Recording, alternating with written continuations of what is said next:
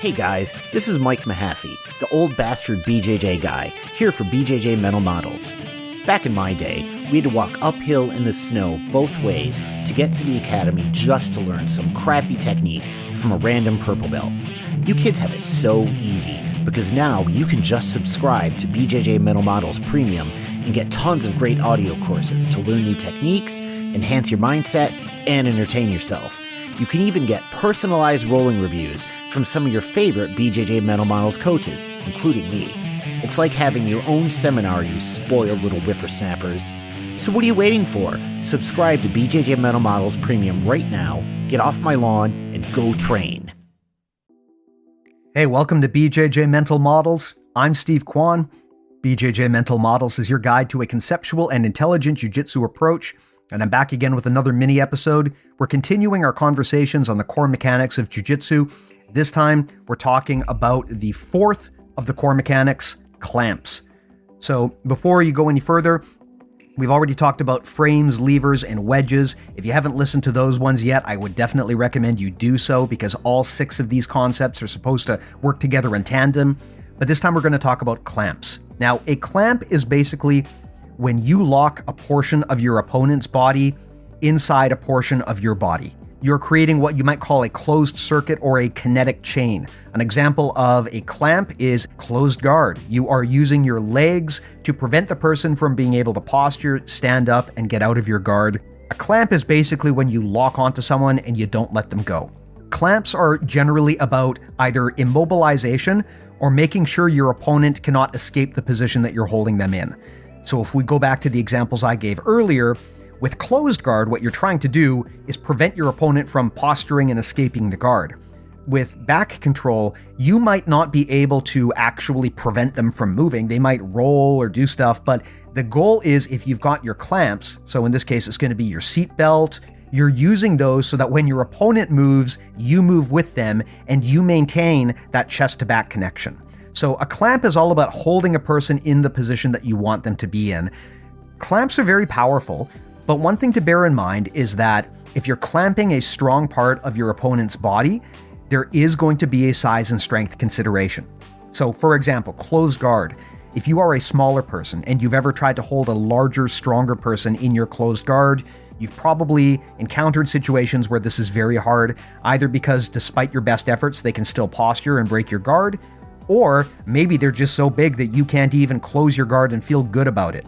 Sometimes this happens where if the person is just that big, either you can't get your guard closed on them or you can just barely connect your feet and it doesn't feel strong. And an important part of a clamp is it needs to be strong. If you are clamping onto someone but you don't feel like you actually have control or you feel like they could break that clamp easily if they wanted to, then it's not a great clamp. And that's just something to be aware of because in jiu-jitsu, it is possible to give yourself a false sense of confidence in your clamps. So as an example, if you are a closed guard player and nobody ever tries to posture and break your closed guard, you might think, man, I've got this amazing closed guard. But as soon as you go up against someone who is intent on posturing, standing up, or backing out of your guard, you might realize that you've been taking for granted the fact that you need to actually control the person if you want to clamp onto them. If you clamp onto a person and they're content to just stay within your clamp, then you might be giving yourself some false positives about how good you are at that technique. So that's one consideration. Another consideration about clamps is that you are tethering your body to the other person.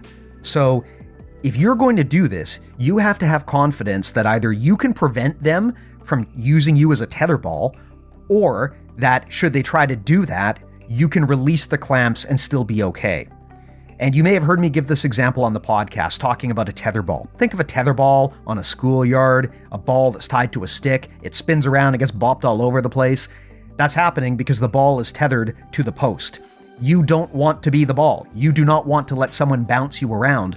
And with a lot of positions where you clamp onto someone, you now give them the ability to move you, and that's not always good. And in fact, that can lead to injury. Examples of this include, in closed guard, if your opponent stands up and starts carrying you around. In a self-defense or MMA situation, that could be dangerous because they can slam you. But even under jiu-jitsu rules, it's still dangerous because it's hard for a person to hold you up while you're clamped onto them. So even if they don't intend to slam you, if they trip or fall, the end result might be the same.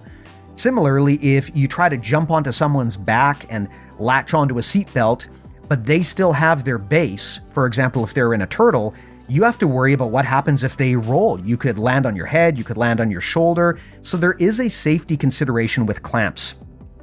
You may have heard me on the podcast talk about a mental model that I call body tethering, and this is all about clamps. What it tells us is if you are going to clamp onto someone, make sure that either you have the ability to prevent them from using you as a tether ball, or that should they try to do that, you have a plan B. You can release and move on to something else. You don't want to be reliant on them sitting inside your clamp and not worrying about it. You don't want to be reliant on them playing nice with you.